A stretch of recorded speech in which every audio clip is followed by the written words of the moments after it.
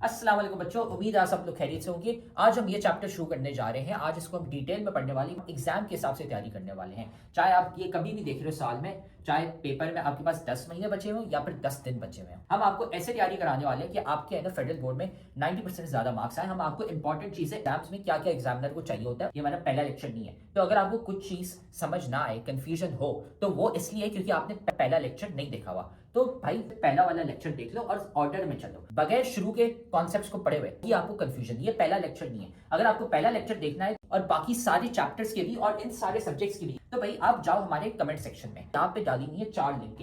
इसमें पूरी किताब की हमने प्लेलिस्ट डाली हुई है, इसको दबा दो, आपको है ना सारे लेक्चर्स मिल जाएंगे इस पूरे के पूरे सब्जेक्ट के। डाले हुए फ्री के नोट्स, यहाँ पे नोट्स कोई एमी नोट्स नहीं है। ये आप लिंक दबाओगे तो खुलते हैं, आपके पास हमारे 300 बच्चे जो थे जिनके 90% ज्यादा मार्क्स आए थे, उनके हमने नोट्स कंपाइल करके आपके लिए डाले हुए ताकि आप भी है ना अपने एग्जाम की तैयारी कर सको। सारे के सारे नोट्स हमने डाले हुए इन 300 बच्चों के। तो भाई ये देखो यहाँ पे पड़ा हुआ है हमारे सब्सक्राइब का बटन, इसको सब्सक्राइब कर लो, ठीक है। बेल्स भी है ना यहाँ पे दबा दो, लाइक करो वीडियो को और साथ में जाके कमेंट करो अपना वीकेस्ट चैप्टर। भाई कौन सा चैप्टर है जो तुम्हें बहुत मुश्किल लगता है, बहुत वीक लगता है, हम क्या करेंगे उसका निकालेंगे one shot lecture. One shot lecture एक लंबा सा पूरे चैप्टर का लेक्चर होगा, उसमें हम आपको एग्जाम ओरिएंटेड तैयारी कराने वाले हैं ताकि आपके है ना पेपर में 90% मार्क्स आ सके। तो जाके कमेंट करो कौन सा चैप्टर आपको बहुत मुश्किल लगता है। फिर ये याद रखना कि भाई हमारे लेक्चर्स, हमारे नोट्स, सारे गेस्ट पेपर्स काम के होते हैं। ये 300 बच्चे हैं जिनके ना 90% ज्यादा मार्क्स आए थे। तो सारा मटेरियल कमेंट सेक्शन में सबसे पहला कमेंट है, वहां पे पड़ा हुआ है। और अगर आप भी उन बच्चों की तरह 90% ज्यादा मार्क्स लाना चाहते हैं तो आप भी है ना हमारी बैच ज्वाइन कर सकते हैं, जिसमें हम आपको A to Z सारी तैयारी कराते हैं सारे सब्जेक्ट्स की, है ना। हमारी स्पेशल बैच नंबर 1 है, तो हमें इस व्हाट्सएप नंबर पर मैसेज कर लो। ये सारी चीजें हम आपको देते हैं और एग्जाम के हिसाब से तैयारी कराते हैं। अगर आप भी है ना 90% ज्यादा मार्क्स लाना चाहते हैं, अपने माँ बाप का नाम रोशन करना चाहते हैं। तो अब हम ये लेक्चर शुरू करते हैं। इस टॉपिक को आज डिटेल में हम पढ़ने वाले हैं, ठीक है। This is what you are going to write. So अब हम आते हैं ट्रांसपोर्ट एंड प्लांट्स। तो प्लांट्स में अभी हम न्यूट्रिशन की तो बात कर ली कि क्यों न्यूट्रिएंट्स कौन से जरूरी हैं, क्या वो है।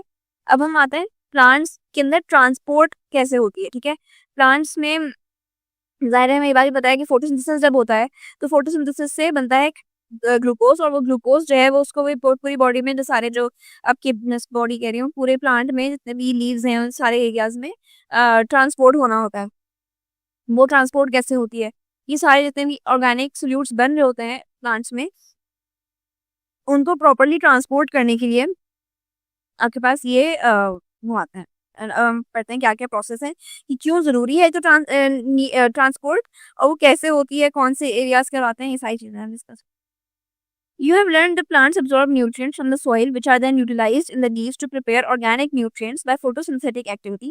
These organic solutes are also to be moved to different parts of the plant body. When organic solutes are utilized in plant body, some waste compounds are also produced, which are then removed out of the plant body.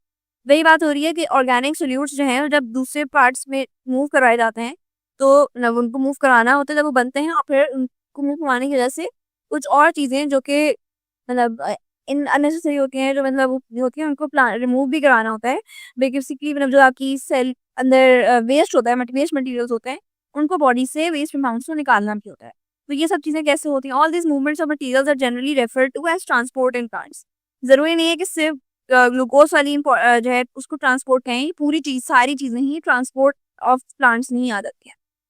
ठीक है, in a plant body transport occurs at 3 different levels. At first level, materials are moved from outside to inside the plant body because plant needs mineral nutrients and water to maintain its life activities. Basically क्या होता है, 3 levels पर आपके पास हो रही होती हैं transport. पहला लेवल क्या है, जिसमें आप एनवायरनमेंट से ले रहे हैं, मतलब बाहर से चीजें आ रही हैं, और materials are move from outside to inside. ठीक है, inside the body because plant needs mineral nutrients and water to maintain its life activity. ठीक है, ये समझ आ रहा है कि प्लांट को बिकॉज अपने आप को, अपनी एक्टिविटीज को मेंटेन करने के लिए न्यूट्रिएंट्स चाहिए, वाटर चाहिए, ये सब चीजें चाहिए। तो वो जो आपकी मटेरियल्स हैं, जो न्यूट्रिएंट्स हैं, वो बाहर से अंदर आ रहे हैं बॉडी के, यानी कि वो एब्जॉर्ब किए जा रहे हैं from the soil. However, gases like carbon dioxide and oxygen are obtained from air, obviously, because ज़ाहिर है अब ये दो चीज़ों की एब्जॉर्प्शन होती है, एक होती है आपके न्यूट्रिएंट्स की और वाटर की, ये सॉइल से रूट्स के अंदर आ जाएगी, रूट्स के थ्रू आ जाएगी। सो इसमें लाइक नाइट्रेट आइंस भी होते हैं, मैग्नीशियम आइंस भी हो गए, आपके पास जितने भी ये सब मेनली ये वाले हो गए, वाटर हो गया, ये सारी चीज़ें आती हैं सॉइल से। रूट हेयर सेल्स ने इनको रूट्स के थ्रू एब्जॉर्ब करके ऊपर पूरी बॉडी में पहुंचा दिया। और फिर जो गैसेज हैं, कार्बन डाइऑक्साइड और ऑक्सीजन, ये एयर से आ जाएंगी। ऑलराइट, फिर सेकंड लेवल आता है। सेकंड लेवल में क्या होता है, ये जो मटेरियल जो आ गया है इसको मूव करवाना, ऊपर तक पहुंचाना और सारे डिफरेंट एरियाज में और सब जगहों पर दिखाने के लिए, वो सब चीजें जो है वो आपकी सेकेंड लेवल पर होती हैं। The second at second level the materials are transported within the plant body from one place to another because the organic inorganic nutrients must be transported so the leaves that they can be used so that to the leave. अच्छा okay, basically कह रहे हैं कि जो nutrients हैं, साइल materials हैं, वो सब ट्रांसपोर्ट किए जाते हैं with in the plant body, एक जगह से दूसरी जगह तक। यानी कुछ जगहों पे बना है कोई मटेरियल, उसको आगे पहुंचा रहे हैं, कुछ चीजें जो सॉइल्स ने एब्जॉर्ब की थी उनको इधर उधर पहुंचाना। Because inorganic nutrients must be transported to the leaves so that they can be used to prepare organic solutes by photosynthetic activity। पहले जो चीजें आपने absorb की हैं उनसे photosynthesis हो पाए, ताकि इसलिए ये मूवमेंट बहुत जरूरी होती है। ऑलराइट, और ये सारा ट्रांसपोर्ट होना जरूरी है। These organic solutes are also to be moved to different parts of the plant body so that they can be used in plant growth and metabolism। और जो ऑर्गेनिक सॉल्यूट्स है ये भी ट्रांसपोर्ट करना जरूरी है ताकि ग्रोथ हो सके, रिप्रोडक्शन हो सके, मेटाबॉलिज्म हो सके। और ये ऑर्गेनिक सॉल्यूट्स कौन से हैं? ऑर्गेनिक सॉल्यूट्स में आपके पास ग्लूकोज आ जाता है जो कि बन रहा है थ्रू फोटोसिंथेसिस वाली एक्टिविटीज है। ऑलराइट, फिर थर्ड लेवल है। थर्ड लेवल में क्या होता है? रिमूवल हो रहा है, सब चीजें आपने पहुंच गए अपने एरिया पे, सब हो गया। अब ज़ाहिर है कुछ चीजें गंदी लाइक जो वेस्ट मटेरियल्स हैं वो बन भी रहे हैं ना कि बॉडी उसके अंदर, प्लांट बॉडी के अंदर, तो उनको निकालना भी है, तो उनके रिमूवल के लिए अब वो थर्ड लेवल पर होगा removal. So at third level the materials are move from inside to outside the plant body. इसमें मूवमेंट इनसाइड टू आउटसाइड है। फर्स्ट लेवल पे मूवमेंट आउटसाइड टू इनसाइड थी, यानी एब्जॉर्प्शन हो रही थी। इसमें अंदर से बाहर जा रही हैं चीजें, which is like removal of waste from inside to outside the plant body because when organic solutes are utilized in plant body some waste compounds are also produced moved out of the plant body। यानी कि जब आपकी ज़्यादा चीजें utilise हो रही हैं, चीजें खाई से नहीं जा रही हैं इसमें, लेकिन एब्जॉर्ब हो रही हैं, यूटिलाइज की जा रही हैं वही, तो कुछ वेस्ट मटेरियल्स ही बन रहे हैं और उनको निकालना जरूरी है। These are the reasons why transport and plants occur at 3 different levels. ठीक है, समझ में आ गई ये बात? वेस्ट कंपाउंड सारे हीट हो जाता है। फिर हम आते हैं structure of root and root hairs. Root hair का तो आई एम श्योर मुझे समझाने की इतनी ज्यादा जरूरत नहीं होगी कि क्या स्ट्रक्चर होता है, वो तो आप लोगों को याद होगा। एक लंबा सा याद है सेल बना था जिसमें लंबी सी एक्सटेंशन बनी हुई थी, ये जैसे यहाँ पर ये सेल है, दिस इज रूट हेयर। इसके थ्रू ये स्ट्रक्चर है इसका, और इसके अंदर से आप एब्जॉर्प्शन कर लेते हैं। सही है। So root is an underground part of the plant. ये रूट्स हैं, ये जो नजर आ रही हैं, ये दोनों, अच्छा दो तरह की रूट्स होती हैं, ये हम देखते हैं कौन सी रूट कौन सी है और क्या इनकी डिफरेंस और फायदा क्या है दोनों का अलग तरह का। Which serve as organ of uptake. Root क्या है? ये ऑर्गन ऑफ अपटेक है, यानी कि यहाँ से चीजें अपटेक यानी अब्जॉर्ब की जा रही होती हैं और mineral nutrients and water. It possesses large surface area due to extensive branching system and root hairs which make them favourable for organ of uptake. यानी कि यहाँ पर इनकी बहुत ब्रांचेस बनी हैं। ज़ाहिर जितनी ज़्यादा ब्रांचिंग होगी उतने ज़्यादा सेल्स होंगे, मतलब सेल की एक्सटेंशन वो होगी आपकी, एक्सपोज होंगे डिफरेंट एरिया से, और जितनी ज़्यादा चीज़ें एक जगह एक्सपोज होगी आपकी डिफरेंट सॉइल की पार्ट से, तो ज़्यादा से ज़्यादा एब्सॉर्प्शन हो पाएगी। Alright, dicot plants have tap root which consist of a thick primary root and that bears several secondary roots. ये जो नजर आ रहा है आपको, ये वाली डायग्राम जो है जिसमें मेरा भी कर्सर है, एक मेन सेंट्रल रूट है बड़ी सी, ठीक है, और उसके साथ बहुत सारी ब्रांचेस बनी हुई है। ये मतलब एक मेन ये पूरा रूट आ रहा है, ठीक है, ये कंटिन्यू हो जा रहा है और इससे ही साइड में निकलने वाले बहुत सारे ब्रांचेस हैं। ये कौन सी है? ये डाइकॉट प्लांट की। डाइकॉट प्लांट्स होते हैं जिनमें 2 कोटिलेडॉन्स होते हैं। ये कोटिलेडॉन्स भी आप लोग आगे पढ़ोगे डिटेल में। बेसिकली जिन प्लांट्स में 2 सीड्स होते हैं, 2 हाँ आपके सेल्स होंगे, मतलब सीड्स वाले ही 2 सीड्स जिनमें होंगे, उनमें ऐसा ट्री बनेगा जिनमें मतलब डाइकॉट प्लांट्स बेसिकली कैटेगरी होती है प्लांट की, और एक मोनोकॉट होता है जिनमें एक ही सीड वाला प्लांट होता है। सो डाइकॉट में ये डिफरेंस है, आपको रूट से पता होना चाहिए। तो ये एक बड़ा सा रूट होगा जो लंबा नीचे जा रहा है, एक्सटेंड होने वाला, एक सिंगल टैप रूट, और उसके साथ होने वाली बहुत सारी ब्रांचेस जो कि सेकेंडरी रूट्स हैं। Each secondary root further consist of large number of tertiary roots. यानी ये देखिए, ये आ रही है एक रूट, और ये इस रूट के अंदर से ये यूं निकल रहा है, ये ऐसा आ रहा है, एक ऐसा जा रहा है, तो यानी हर रूट से भी बहुत सारी मल्टीपल ब्रांचेस निकल रही है। तो दिस मीन्स कि ये एक सिंगल रूट थी जिससे प्राइमरी रूट से सेकेंडरी रूट्स बनी, और सेकेंडरी रूट्स की फर्दर अपनी टर्शियरी रूट्स हैं बहुत सारी। On the other hand monocot plants have fibrous adventitious roots. Fibrous adventitious roots का मतलब इतनी सारी बहुत ब्रांचेस फैलेंगे जैसे यहाँ पर आप देख सकते हो दूसरी डायग्राम में कि उसमें कोई एक सिंगल रूट नजर नहीं आ रही जमीन तक जाने वाली, बहुत सारी फाइबर्स की तरह की ब्रांचेस हैं जो कि फैली हैं। ऑलराइट, सो अब आप इसमें मुझे बता दो कोई कंफ्यूजन अगर है तो, नहीं तो हम आगे बढ़ सकते हैं। दीज आर इसमें कोई मतलब जो मोनोकॉट वाली रूट है इसमें कोई आपको अलग से प्राइमरी रूट नजर नहीं आएगी, सेकेंडरी रूट, टर्शरी रूट, वैसा कुछ सीन नहीं है। इट्स जस्ट वन मेन मतलब वन नहीं, पूरा एक लार्ज एरिया जो कि फाइबरस रूट्स हैं बहुत सारी है। अब इंटरनल स्ट्रक्चर पे आता है, internal structure of root and root hairs. ये एक मोनोकॉट रूट का स्ट्रक्चर है अंदर का, और ये डाइकॉट रूट का है। ये ना इनमें थोड़ा डिफरेंस होता है, ये आपको स्ट्रक्चर शक्ल याद रखनी जरूरी है। ये एमसीक्यू से भी आ सकती है और ये आपको ड्रॉ करने के लिए भी आ सकती है। तो दिस इज इम्पोर्टेंट, वो चीज़ें इस तरह इंपॉर्टेंट होती हैं, मैं आपको बता देती हूँ ताकि एग्जाम्स के हवाले से आप लोग उसको बेहतर तरीके से याद रखें। So let's just read about this internal structure. लिखा है in both monocot and dicot roots the outer most layer is called epidermis. अच्छा, ये हमने जब लीफ का भी स्ट्रक्चर किया था या हमें जितनी भी आप प्लांट्स में चीजें पढ़ेंगे, आउटर मोस्ट स्ट्रक्चर भले वो रूट का हो, लीव्स का हो, outer most structure is always called epidermis layer. Alright, so this is about it. Now extensions that are penetrated the spaces among soil. अच्छा, ये जैसे यहाँ पर देखी थी हमने डाइकॉट रूट, तो डाइकॉट में क्या था कि डाइकॉट वाली में मेन प्राइमरी रूट थी, उसके साथ सेकेंडरी एंड टर्शरी रूट्स थी। तो जाहिर है, और या इसमें अगर फाइब्रस रूट्स हैं तो सारों में ही बाहर जो एपिडर्मिस लेयर है उस पर एक्सटेंशन बनी होती हैं जो कि ये रूट्स की फॉर्म में एक्सटेंड होती हैं आगे, मतलब रूट्स में नहीं, मतलब ब्रांचेस में एक्सटेंड आती हैं। Alright, and there are penetrated the spaces among soil particles. These extensions of the root epidermal cells are called root hairs. अब now you know root hair का structure क्या था जो हमने पहले ही पढ़ा है। तो ये जो extensions जा रही हैं सारी, द fibrous roots वाले हों या primary, secondary, tertiary वाली हों, उन सब में ही ये सारी जो extensions हैं ये उन पर root hair cells का रहता है, which increase approximately 67% surface area of the root. ये बात हमने पहले भी सेल पढ़ते वक्त भी कहा था, ये सर 67% surface area जो है वो इट इज लाइक जीरा बढ़ने से बहुत फायदा होता है एब्जॉर्प्शन में और पूरा अपटेक वगैरह के अंदर। Inner to the epidermis is the ground tissue the cortex, यानी कि ये जो चीज नजर आ रही है ये सारे सेल्स ये दोनों रूट्स में ऐसे एक ही जैसे होते हैं। This is cortex layer. Cortex क्या करता है, कॉर्टेक्स में आपकी इसकी जो लाइनिंग है ये एंडोडर्मिस होती है, बिकॉज बाहर की तरफ जो एक्सपोज्ड है वो एपिडर्मिस है, जो अंदर की तरफ यानी कॉर्टेक्स की तरफ जो एक्सपोज्ड लेयर है that is endodermis. Okay, the endodermal cells have deposition of a wax, the suberin in the radial walls. ये यहाँ पर वैक्सी लेयर इस क्यों होती है ताकि वाटर लॉस ना हो सके और वाटर मजीद मतलब यहाँ से पानी में अगर ऊपर से गिर भी रहा हो तो वो एब्जॉर्ब ना हो, अंदर से भी बाहर की तरफ वाटर लॉस, तो एक वैक्सी लेयर होती है यहाँ पर। These depositions are in the form of strips called Casparian strips, यानी कि इनके अंदर Casparian strips यहाँ पर आपको नजर आएंगी जो उसके अंदर वैक्सी होती है। Inner to the endodermis is a pericycle which surrounds the inner most vascular bundle. अब वेस्क्यूलर बंडल क्या होता है, फ्लोएम एंड जाइलम, ये बात हमें पता है पहले से।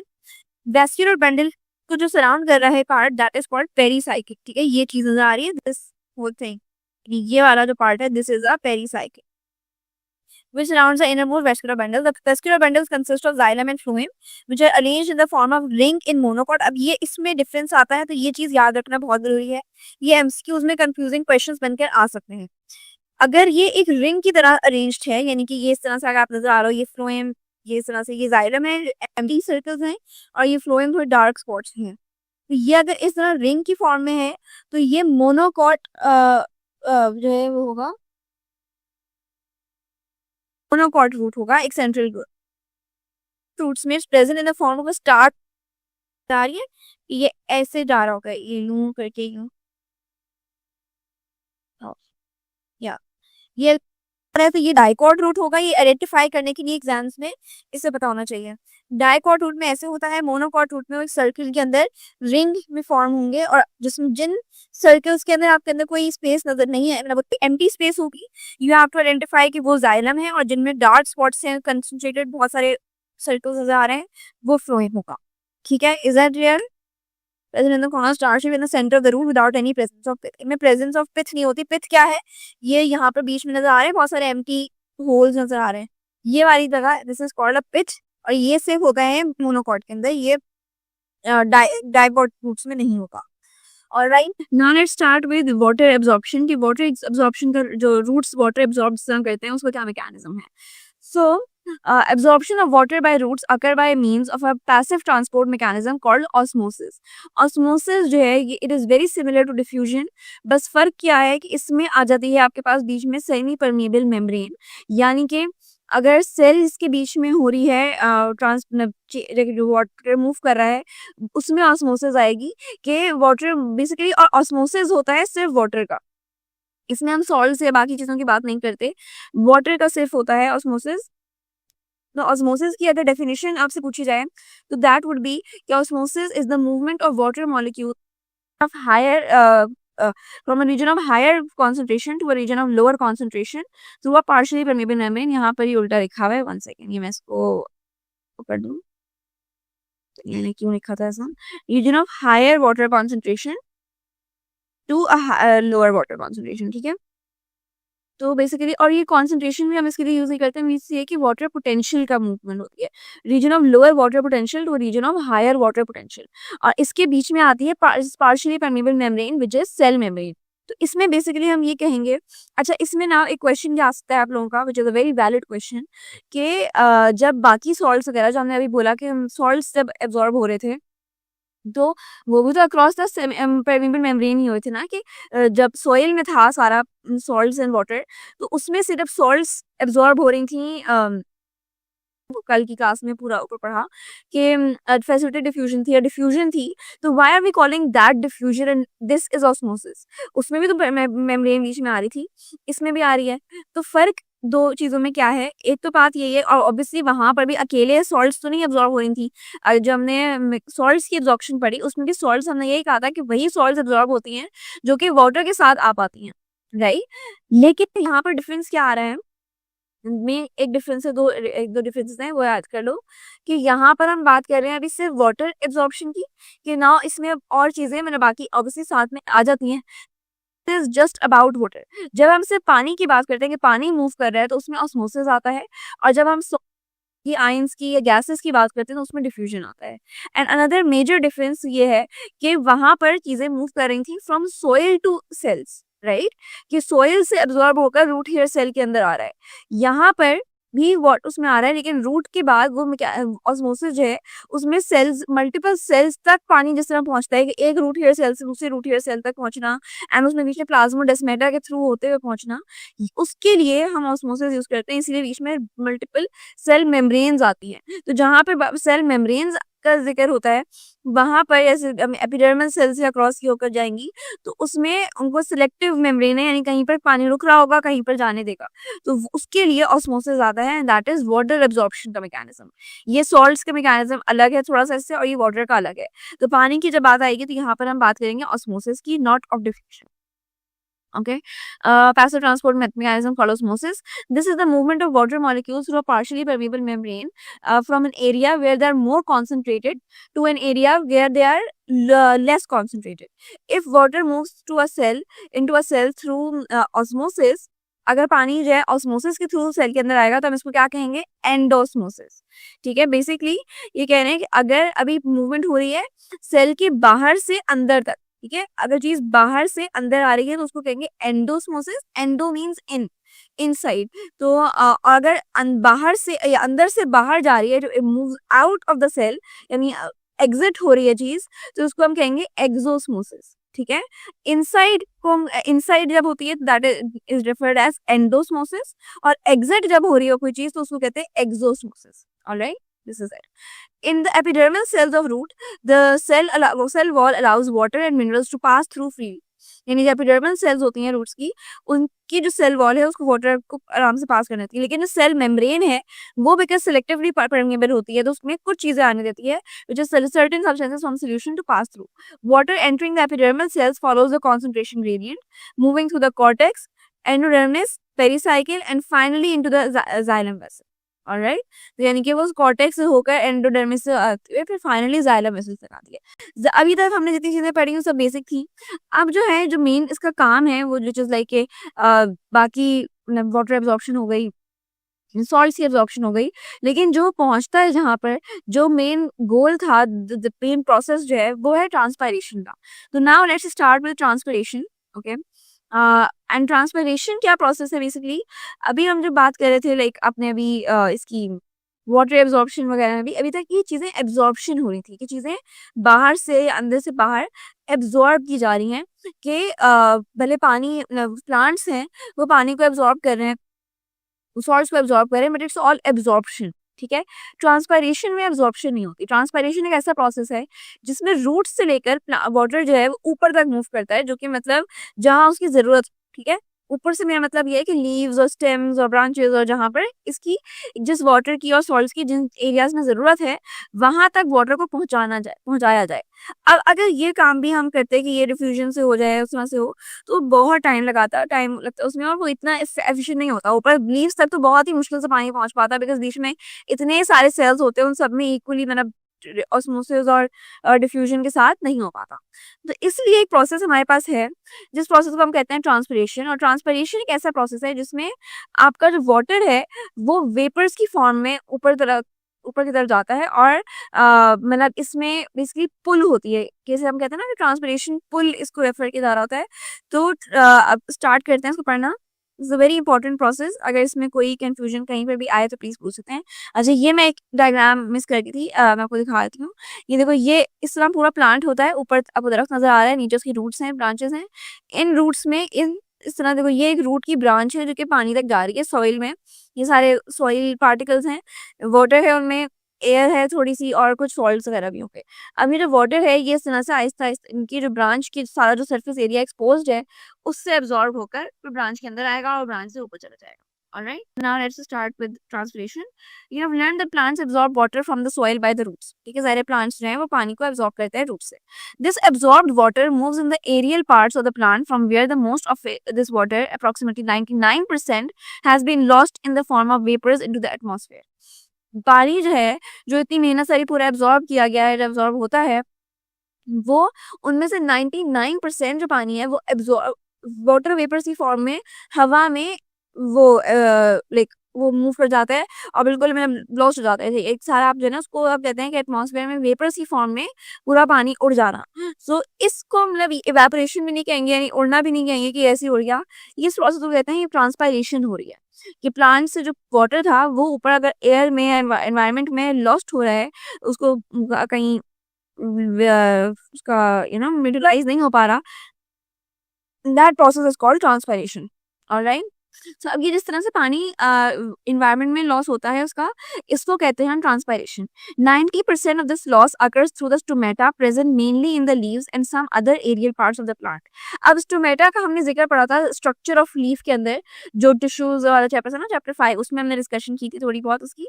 स्टोमेटा क्या होता है? स्टोमेटा लीव्स के ऊपर मौजूद थोड़े से दो सेल्स होते हैं, गार्ड सेल्स की तरह, जो कि जब उनको एयर एब्जॉर्ब करनी होती है, चीजें वाटर में मतलब इस एयर में एक्सट्रीम मूवमेंट करवानी होती है, तो ये अपने थोड़ी सी जगह से खुलते हैं, गैस ज़्यादा एब्जॉर्ब करेंगे या इस तरह से वाटर वेपर और गैस उसको अपने पास से लूज करवाएंगे, बंद हो जाता है। तो स्टोमेटा से 90 बाकी वाटर वेपर्स हैं जो हवा में जा रहे हैं वो स्टोमेटा से होते हैं मेनली, और इसको हम कहते हैं स्टोमेटल ट्रांसपायरेशन। ठीक है, this is called stomatal transpiration. Some other amount of this absorb water 7 to 9, बाकी जो 7 to 9% हो रही है थोड़ी सी, वो जो है वो ऐसे ही सरफेस के ऊपर से, जो क्यूटिकल था, क्यूटिकल आपको याद है ना, वैक्सी सरफेस थी जिसमें मैंने कहा था कि ये वाटर लॉस प्रिवेंट करता है।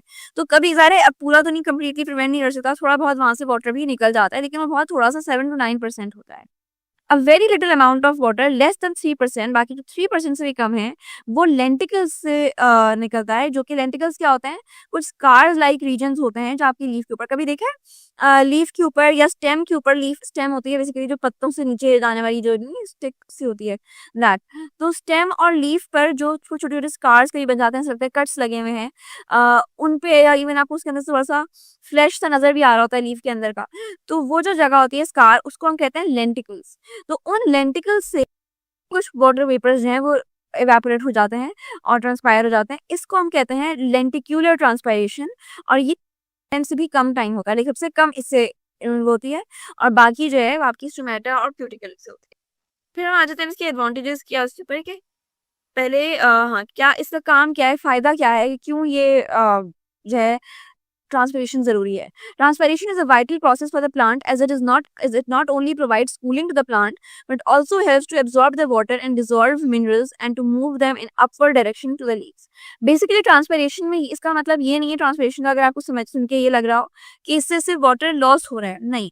ये वाटर लॉस तो हो जाता है व्हेनेवर से it is a part of transpiration, मगर मेनली जो काम है ट्रांसपिरेशन का वो ये है कि इससे ये वाटर मूव करता है रूट्स वाले एरिया से टू द लीव्स वाला एरिया, ठीक है ना? नीचे से ग्राउंड से बिल्कुल जो रूट सिस्टम था वहां से शूट सिस्टम तक, जो कि अपर एरिया में था, जैसे लीव्स एंड ऑल स्टेम्स, वहां तक जो पानी जाता है आपका एब्जॉर्ब ऊपर तक होता है, उसको हम कहते हैं, वो ट्रांसपिरेशन का प्रोसेस होता है बेसिकली।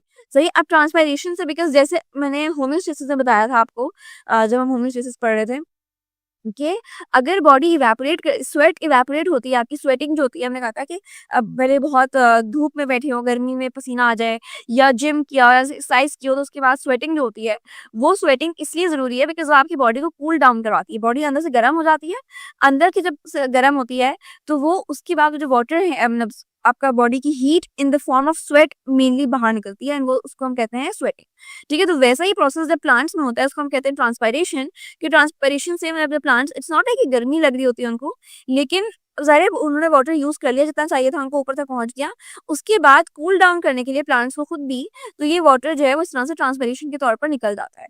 मतलब यूज़ कर जितना आपको चाहिए था उतना ले लिया, सारा वाटर स्टोर नहीं होता, उनमें से 99% जो है वो निकल जाता है, लाइक वो इवेपोरेट हो जाता है या इसको ट्रांसपायर कर जाता है। तो इसलिए जो है इसका ये फ़ायदा भी है कि वो कूलिंग करने में हेल्प करता है प्लांट की। Therefore, without transpiration plants are unable to survive. अगर ट्रांसपिरेशन ना हो तो वो सर्वाइव ही नहीं कर पाएंगे प्लांट, बिकॉज उनके अंदर इतना पानी तो भर जाएगा और प्लस वो उनके अंदर जो है ना सारी टॉक्सिक चीजें और जो गर्मी सब चीजें वो सब उनके अंदर भरी रहेंगी। On the other hand, transpiration is generally regarded as disadvantageous as it shows great loss of absorbed water. So, an unchecked excessive transpiration can lead to the wilting, loss of turgor, and ultimately death of the plant.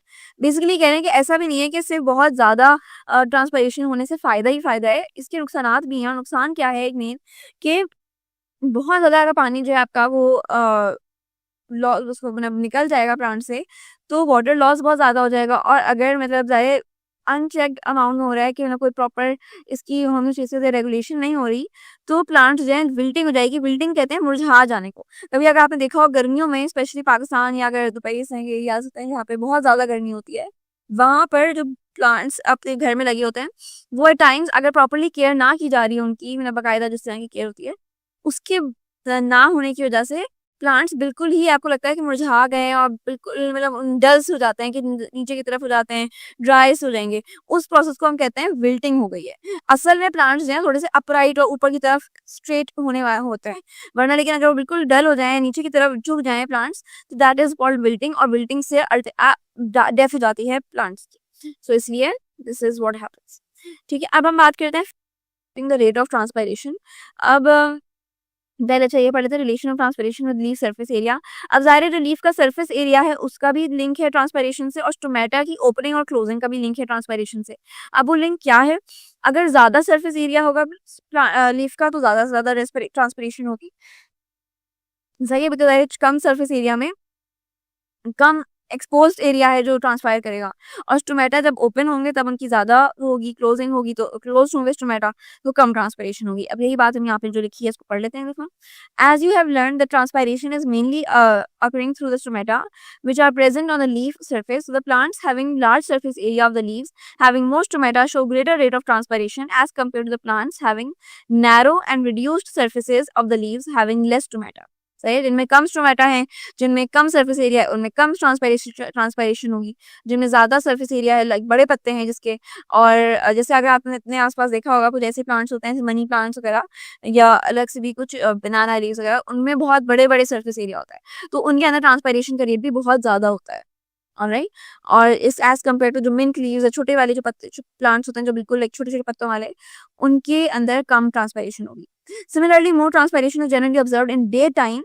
So ये daytime होना चाहिए, date नहीं है, daytime than night, as the stomata are widely open during the day and nearly closed at night. ज़्यादा दोपहर में stomata खुले होते हैं, उनको ऑक्सीजन भी अंदर लेनी होती है, वो अपने दिन भर में फोटोसिंथेसिस की वजह से स्टोमेटा ओपन होते हैं, तो इसलिए दोपहर में दिन के टाइम पर ज़्यादा ट्रांसपायरेशन होगी और रात में जब स्टोमेटा बंद हो जाते हैं तो कम ट्रांसपायरेशन होगी। अब ये मेन चीज़ है और इसी के ऊपर ज़्यादातर क्वेश्चंस भी आते हैं आपके एग्जाम्स में, तो this is something very important, इसको हम अभी गौर से सही से पढ़ते हैं। तो अब factors affecting rate of transpiration.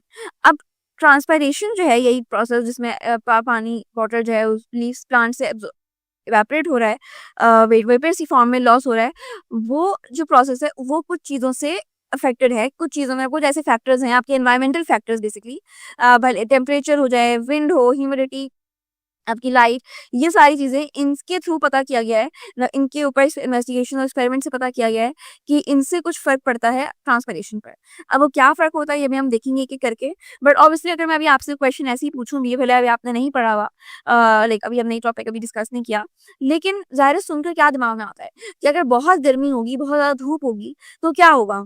वही चीज़ होगी जो कि अभी मैंने आपको एग्ज़ाम्पल दी स्वेटिंग वाली, जो हमने होम्योस्टेसिस में बात की थी, कि जब होती है, जब टेम्परेचर बहुत हाई होता है स्पेशली समर्स में, तो ज़्यादा ट्रांसपायरेशन हो रही होती है, बिकॉज़ प्लांट को भी कूल डाउन करने के लिए एक कोई मेथड चाहिए होता है, एंड प्लांट्स कूल डाउन कैसे करते हैं, वो भी ट्रांसपायरेशन से करते हैं। तो उनके अंदर टेम्परेचर बढ़ने से जिस तरह अगर सनी दिन होगा कोई, या जब बहुत गर्मियाँ होंगी, तो उसमें ट्रांसपायरेशन बढ़ जाएगी, लेकिन बहुत ज़्यादा भी नहीं बढ़नी चाहिए, बिकॉज़ उससे फिर अगेन विल्टिंग हो जाती है। फिर विंड की वजह से भी क्या होता है कि विंड अगर ज़्यादा हवा चल रही है, तो प्लांट से वाटर वेपर्स खुद ही उड़ के चले जाएँगे, तो ये एक फ़र्क होता है। ह्यूमिडिटी क्या होती है? ह्यूमिडिटी, अगर आप कराची में रहते हैं, you would know much well, कि बहुत पसीना आना, जिसमें मौसम में आपको लगता है कि बहुत मॉइस्चर है, बहुत ज़्यादा मतलब गर्मियों में स्पेशली होता है जो चिपचिप वाला, अगर नहीं हम कहते हैं कि मौसम हो गया है कि बस हर वक़्त पसीना आया जा रहा है, और बस गर्मी में मतलब इट्स वेरी मॉइस्ट ह्यूमिड गर्मी होती है, कि आपको अपने आप से मतलब अजीब-सा लग रहा होता है। एक ह्यूमिड गर्मी होती है और एक होती है ड्राई समर्स। तो ड्राई गर्मी जो होती है उसमें मतलब सिर्फ आपको वार्म विंड लग रही होती है, लेकिन पसीना नहीं आ रहा था, तो उस वो कहते हैं उसको लो ह्यूमिडिटी है। और जब पसीना आ रहा होता है, जब बहुत ऐसी मतलब मॉइस्चर होता है एनवायरनमेंट में, तो उसको हम कहते हैं कि इसमें मोर ह्यूमिडिटी है।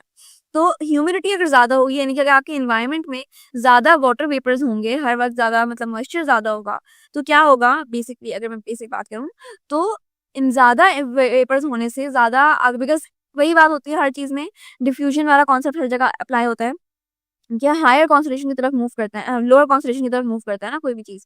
तो अगर प्लांट के अंदर ज़्यादा पानी था और वो बाहर कम था, तो वाटर वेपर्स बाहर जाएँगे, लेकिन अगर ऑलरेडी बाहर इतनी ज़्यादा ह्यूमिडिटी है, ज़्यादा वाटर वेपर्स ऑलरेडी हैं, तो प्लांट के अंदर से वाटर वेपर्स बाहर ट्रांसपिरेशन कम हो जाएगी, क्योंकि वेपर्स जो हैं वो लोअर कॉन्सेंट्रेशन पे नहीं जा पा रहे होंगे, लोअर कॉन्सेंट्रेशन उनकी प्लांट्स इन इटसेल्फ होंगे और बाहर हायर कॉन्सेंट्रेशन हो जाएगी वाटर वेपर्स। सो इस तरह से ह्यूमिडिटी जब ज़्यादा होती है, तो ट्रांसपिरेशन कम हो जाती है, ह्यूमिडिटी जब कम होती है तो ट्रांसपिरेशन बढ़ जाती है, बिकॉज़ आपको बाहर एनवायरनमेंट में पानी कम मिल रहा होता है, तो प्लांट्स जो है वो अपनी तरफ से ट्रांसपिरेशन करके वाटर को बाहर कर देते हैं। ठीक है, ये बात समझ में आ गई? अभी ये मैंने बिल्कुल क्लियरली समझाया, डिटेल में नहीं समझाया, मैं बिल्कुल बेसिक अभी बातें कर रही हूँ, अभी मैं इसे डिस्कशन कर रही थी। Now let's start with the reading part and समझाना। The rate of transpiration is influenced by several environmental factors like temperature, wind and humidity. ऐसा यहाँ पे humidity लिखा है, misprinting है, humidity होगा, humidity होना चाहिए. The rate of transpiration can be measured by using a simple apparatus called the photometer.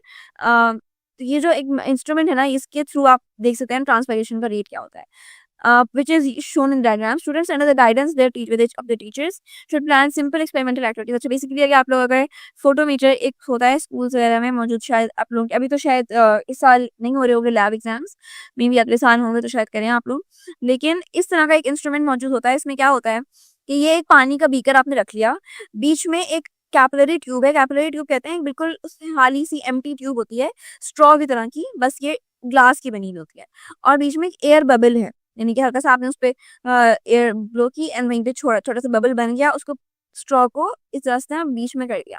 यहाँ पर भी एक बीकर की तरह की चीज़ है, ये इसमें पानी है और यहाँ पे प्लांट की शूट रख दी है। अब इसका होगा ये कि अगर ज़्यादा एयर और वाटर वेपर्स बन रहे होंगे, तो वो चीज़ें जो हैं इधर तक पानी का जो क्वांटिटी है वो इधर नहीं, बेसिकली ये बीकर की क्वांटिटी कम हो जाए, बीकर में पानी की क्वांटिटी कम हो जाएगी, बिकॉज प्लांट उसको एब्जॉर्ब करेगा, प्लांट एब्जॉर्ब करके और वाटर वेपर्स इन्वायरमेंट में ठीक दे रहा होगा, ठीक है, लाइक वाटर लॉस हो रहा होगा। सो अगर वाटर लॉस ज़्यादा होता है तो इस इन्वेस्टिगेशन से, इस एक्सपेरिमेंट से पता क्या चलता है कि अगर थोड़े टाइम बाद यानी कुछ घंटों बाद आपके बीकर का पानी बिल्कुल कम रह जाए, अगर कम रह जाएगा तो उसमें हम यही बात कहेंगे कि इसका मतलब प्लांट ने पानी एब्जॉर्ब कर लिया और वो जो बात सारा बाकी पानी था जो एब्जॉर्ब कर रहा था वो उसको इन्वायरमेंट में वाटर लॉस हो रहा था, ठीक है। So now coming back to effect of temperature, कि क्या इन चीज़ों का क्या इफेक्ट होता है on plants, on transpiration. Okay. So on a sunny day with strong sunlight, the air temperature rises and this increase in temperature lowers the humidity in the air. यानी कि जब कभी बहुत गर्मी हो, सनी डे हो, सूरज ज़्यादा हो, तो उसमें टेम्परेचर जो है एयर टेम्परेचर वो बढ़ जाता है और उस टेम्परेचर के बढ़ने से ह्यूमिडिटी जो है वो कम हो जाती है। ह्यूमिडिटी मीन्स कि एयर में मॉइस्चर होना, एयर में वाटर वेपर्स का मौजूद होना, तो वो चीज़ कम हो जाएगी। As a result more water vapour evaporates from the surface of plant mesophyll cells which leads to higher rate of transpiration. Again वही डिफ्यूजन वाली बात हो गई कि एनवायरनमेंट में जब आपका वाटर वेपर्स कम हुए, एनवायरनमेंट में कम हो गए, तो आपके जो प्लांट है उसने कहा कि अच्छा ठीक है, प्लांट के अंदर higher concentration of water vapours है as compare to the environment, तो प्लांट जो है वो अपने वाटर वेपर्स जो है वो बाहर यानी कि इवेपोरेट करके उसको एनवायरनमेंट में दे देता, ताकि जो है बाहर की तरफ कॉन्सेंट्रेशन जो है उसकी इतनी कम ना रहे, ठीक है। इसलिए अब जब बहुत गर्मियाँ हो गई हैं, बहुत ज़्यादा ग्लोबल वार्मिंग की वजह से प्लांट्स लगाने को कहा जा रहा है बार-बार, क्योंकि उसकी वजह से बहुत लाइक ह्यूमिडिटी भी कम होती होगी एंड ऑल्सो टेम्परेचर बहुत बढ़ता जा रहा है। जब टेम्परेचर इतना बढ़ रहा है तो उसकी वजह से ट्रांसपायरेशन कम हो गई है, तो जितने ज़्यादा प्लांट्स हम लगाएंगे उतनी ट्रांसपायरेशन का मतलब होती जाएगी। सो प्लांट्स आपका एनवायरनमेंट जो है ओवरऑल थोड़ा सा टेम्परेचर लोअर होगा उससे। Okay, which leads to a high temperature rate of transpiration. For every 10 degrees increase, for every 10 degrees Celsius increase in temperature, the rate of transpiration roughly doubles. ये कह रहे हैं कि अगर हमने टेम्परेचर फॉर एग्जांपल आपका 10 डिग्री सेल्सियस अभी हो रहा है, ठीक है, फॉर एग्जांपल, तो उसमें जितनी टेम्परेचर आपका जितना ट्रांसपायरेशन होगी उससे कम्प्लीटली डबल ट्रांसपायरेशन हो रही होगी अगर 20 डिग्री सेल्सियस टेम्परेचर हो जाए, और उससे डबल होगी अगर 30 डिग्री टेम्परेचर होगा। तो जितनी ज़्यादा गर्मी होती है उतना ज़्यादा ट्रांसपायरेशन होती है। लेकिन यहाँ पर एक कैच है, बिल्कुल लाइक होती है, हम ये कह सकते हैं कि जितना टेम्परेचर बढ़ेगा उतनी डबल होती जाएगी, लेकिन एक पॉइंट तक आकर डबल होती है। ऐसा नहीं है कि आपका टेम्परेचर बहुत ही बढ़ता जाए, 50-60 में चला जाए और हम कह रहे हैं कि ट्रांसपायरेशन हो रही है, उसमें नहीं होती, उसमें प्लांट्स जल जाते हैं, ठीक है। तो जितनी ज़्यादा ऐसे अगर हीट वेव्स जब होती हैं तो उनमें ऐसा नहीं है कि प्लांट्स की ट्रांसपायरेशन ज़्यादा बढ़ जाए, उनमें प्लांट्स की ट्रांसपायरेशन बिल्कुल ही खत्म हो जाती है, because plants almost their near death situation में आ जाते हैं और उनको खुद भी ज़रूरत होती है वाटर की। Alright, it becomes very high, around 40 to 45 degrees centigrade. It causes the stomata on plant leaves to close. अगर 40-45 डिग्री से टेम्परेचर चला जाए तो प्लांट्स के ऊपर जो स्टोमेटा होते हैं लीव्स पे वो बंद हो जाते हैं, और उनके बंद होने से जो प्लांट्स कोशिश करते हैं जितना ज़्यादा से ज़्यादा पानी बचा सकें अपने लिए उतना बचा सकें, बिकॉज ये ना हो कि इतना भी मतलब बिल्कुल ही खत्म हो जाए ना पानी और फिर आप खुद ही प्लांट मर जाए। If these higher temperatures persist for an extended period and the soil doesn't have enough water, the plants may start to wilt and could eventually die. तो यानी जब बहुत गर्मियाँ होती हैं, हीट वेव्स जब आ चुकी होती हैं और बहुत मतलब बिल्कुल गर्मियाँ कई हफ्तों महीनों चल रही होती हैं, तो उसमें इवेंचुअली प्लांट्स मर जाते हैं क्योंकि सोयल में भी उतना पानी नहीं रहता और ओवरऑल जो है मतलब आपका। भाई ये लेक्चर तो तुम बहुत मजे से देख रहे हो, लेकिन तुम्हें पता है कि लेक्चर देखने से खाली 90% मार्क्स नहीं आ जाते। असल में भाई मार्क्स कैसे आते हैं, तो भाई ये लेक्चर देखने के बाद आपने नोट्स खुद के बनाने होते हैं और फिर साथ में आपने प्रैक्टिस भी करने होते हैं सवाल। भाई ये हमारा फेवरेट कोट है, 90% marks don't come from just hard work, they come from consistency, smart strategy and proper revision. भाई स्मार्ट तरीके से पढ़ो, स्मार्ट तरीका ये हमने आपको बताया हुआ है, तो साथ में हम आपको तरीका भी नहीं बता रहे, साथ में हम आपको दे रहे हैं भाई नोट्स। जाओ कमेंट सेक्शन में, नोट्स में से आपको मिल जाएंगे भाई उन बच्चों के नोट्स, 300 बच्चे थे जिनके 90% ज्यादा मार्क्स आए थे, उनके नोट्स वहां पे पड़े हुए, लेकिन साथ में उधर नीचे हमने आपको सवाल भी दिए हुए हैं प्रैक्टिस के लिए। ये यहाँ पे पूरी गूगल शीट पड़ी हुई है भाई, यहाँ से जाके सवाल प्रैक्टिस करो। खाली ऐसा कुछ नहीं होता कि हाँ हम लेक्चर देखेंगे हमारे मार्क्स आ जाएंगे, नहीं भाई, नोट्स पढ़ने होते हैं और साथ में इनकी प्रैक्टिस भी करनी होती है सवालों की। कोई बेहतरी नहीं आ रही होती टेम्परेचर में और उससे बिल्टिंग हो जाती है और डेथ हो जाती है, ठीक है। फिर हम आते हैं effect of wind and humidity. तो विंड का क्या इफेक्ट होता है? विंड बेसिकली होती है मूविंग एयर, सही है। विंड में और एयर में क्या डिफरेंस है? तो कोई डिफरेंस नहीं है, बस wind is like the moving, और जो हवा चलने वाली हवा होती है उसको विंड कहते हैं। मूविंग एयर है ये, and it speed the diffusion of water molecules, यानी कि जब विंड ज़्यादा होगी, जब ज़्यादा एयर मूव कर रही होगी, तो डिफ्यूजन जो है वाटर मॉलिक्यूल्स की वो ज़्यादा बढ़ जाएगी, बिकॉज हवा में ज़्यादा मतलब उसके साथ बेसिकली जो प्लांट की लीफ के ऊपर वाटर वेपर्स होंगे वो खुद ही विंड उनको लेके चली जाएगी और लाइक इवेपोरेट खुद ही हो जाएंगे हवा इसमें। तो इस अगर कभी देखा आपने कि अगर आप बहुत इवन कभी कपड़े सुखाते हुए देखा हो घर में कि अगर बहुत अच्छी तेज हवाएं चल रही हो तो कपड़े बहुत जल्दी सूख जाते हैं, क्यों? क्योंकि जो आपके गीले कपड़े होते हैं उनमें मतलब वाटर भरा हुआ होता है और विंड की वजह से वो विंड लाइक पानी को बहुत तेजी से इधर उधर हवा में झोल रही होती है, एंड उससे आपको जो एज कम्पेयर टू अगर हवा नहीं चल रही होगी तो जितना देर में कपड़े सूखेंगे उससे कहीं ज़्यादा तेजी से सूखते हैं कपड़े अगर हवा चल रही हो, बिकॉज उससे आपकी इवेपोरेशन बढ़ जाती है और वाटर मॉलिक्यूल साथ में मूव कर लेते हैं। ठीक है, this leads to a higher rate of evaporation on the surfaces of mesophyll cells, कि बिल्कुल जो मेसोफिल सेल्स की जो सरफेस है यानी जो लीव्स की सरफेस है उससे ज़्यादा इवेपोरेशन हो जाती है। In contrast, when the air is calm and still, the movement of water molecules diffusion slows down, resulting in decreased rate of transpiration. वही बात जैसे मैंने कही कि अगर जब एयर बिल्कुल हल्की काम होगी, अभी हवा नहीं चल रही, आप सब कुछ सुकून में है, तो जो है वाटर मॉलिक्यूल्स की डिफ्यूजन कम हो जाएगी, ट्रांसपिरेशन रेट भी कम हो जाएगा। ऑलराइट, फिर ह्यूमिडिटी पे आ जाते हैं। ह्यूमिडिटी वाली वही बात है जो मैंने अभी बताई, द एंटायर कि मॉइस्चर कितना होता है हवा में और कितनी वाटर वेपर्स ऑलरेडी एयर में मौजूद हैं, बिकॉज एयर में भी खुद से काफ़ी गैसेस हैं तो साथ में वाटर वेपर्स भी मौजूद होते हैं। अगर वाटर वेपर्स बढ़ जाएं एयर में तो एयर जो है वो वेट एयर या मॉइस्ट एयर हो जाती है, और अगर मॉइस्ट एयर तो डिफ्यूजन की रेट कम हो जाएगी, बिकॉज हायर कॉन्सेंट्रेशन से लोअर कॉन्सेंट्रेशन पे नहीं जा पाएगा आपके वाटर वेपर्स जो प्लांट से। सो ड्राई एयर में लो ह्यूमिडिटी होती है, water molecules diffuse more rapidly, rapidly means बहुत फास्ट मूव कर रहे हो। तो अगर ड्राई एयर होगी, in dry air water molecules move more rapidly from the surfaces of mesophyll cells, air spaces, and through stomata to the outside of the leaf. This results in more water being lost, which increases the rate of transpiration.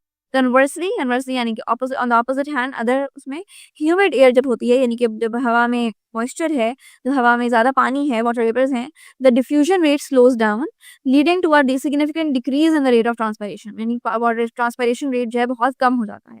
Similarly, can you predict the effect of other factors like sunlight concentration, carbon dioxide concentration, and availability of soil water? अच्छा, अब हम इनके ऊपर discussion करते हैं।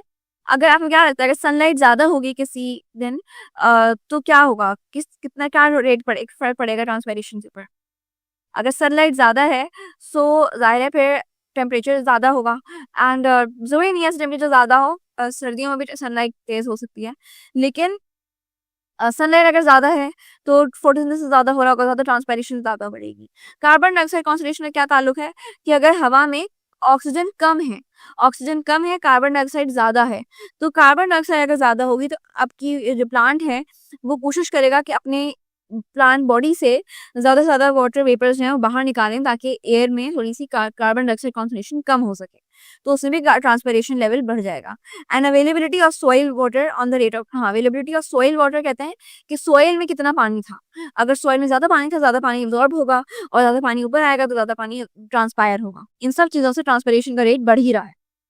ठीक है। अच्छा, अभी जो ट्रांसपायरेशन थी, transpiration mainly deals with water, ठीक है, मेनली क्या, it is only dealing with water. तो ट्रांसपायरेशन में हमने बात की किस तरह से वाटर जो है वो इवेपोरेट हो जाता है और किस तरह से वाटर की ट्रांसपोर्ट होती है। अब हम डिस्कस करते हैं कि इसी तरह से मैंने अभी जैसे ट्रांसपिरेशन में भी ट्रांसपिरेशन पुल थी ना कि लाइक वो अपवर्ड ऊपर मूव कर रहा था, तो यहाँ भी अब हम डिस्कस करेंगे कि वाटर और सॉल्ट्स किस तरह से प्लांट बॉडी के अंदर मूव करते हैं। इसको एसेंट ऑफ सैप भी कहते हैं, अब हम बताऊंगी मैं कि क्या होता है। सो लेट्स जस्ट डिस्कस दैट कि वो किस तरह से मूवमेंट होती है, ट्रांसपोर्ट कैसे होती है। Root epidermal cells absorb water and minerals from the soil. Root epidermal cells कौन से हैं? वही आपके जो रूट के सेल्स हैं, उनके जो outer most cells. these substances are then transported from the roots to the leaves. अब ये जो roots ने absorb किए हैं salts and water, इनको root से लेकर leaves तक पहुंचाना है। This upward movement of water and dissolved minerals through the xylem tissue is known as the ascent of sap. Ascent of sap इस movement, इस direction और इस movement को कहते हैं जो xylem tissue से xylem tissue मूव कराते हैं कि आपके जो water और minerals जो हैं जिस तरह मूव कर रहे हैं from the roots to the leaves, इस movement को कहा जाता है ascent of sap. Alright? Because sap क्या है? sap वो fluid है जिसमें water के अंदर salts मिले हुए हैं, ठीक है। तो सेल सैप अगर शायद याद हो, तो सैप होता है वो वाला फ्लूइड जिसके अंदर जैसे ये वैक्यूल में भी मौजूद होता है, वैक्यूल सैप होता है, और ये यहाँ पर भी सैप है, विच मीन्स ये ये वॉट ऐसा फ्लूइड जिसमें वाटर और सॉल्ट्स मिक्स हुए हैं, मिनरल सॉल्ट्स। और एसेंट मीन्स कि like the movement and the ये डायरेक्शन है बेसिकली मूवमेंट की, तो accent of SAP. This process requires a passage and a significant amount of force because it occurs against the force of gravity. ये भी against move कर रहा है, यानी कि against the direction move कर रहा है। क्यों against direction move कर रहा है? Basically this is your tree trunk, ठीक है। यहाँ से नीचे से roots वगैरह थी, ये पूरी roots and all सारी हैं, and ये अगर मैं इस तरह इमेजिन करूँ ये दरख्त है, ठीक है। तो ये चीज़ यहाँ से मूव करके ऊपर जा रही है, तो ज़ाहिर ग्रेविटी तो ऊपर से अगर चीज गिर रही है, वही ग्रेविटी की जो न्यूटन ने कही थी कि सेब गिरा तो that is because of gravity. तो ग्रेविटी होती है कि अपवर्ड से downwards movement is with gravity. लेकिन यहाँ पर क्या हो रहा है कि मूवमेंट हो रही है जमीन से like from downwards to upwards, ठीक है।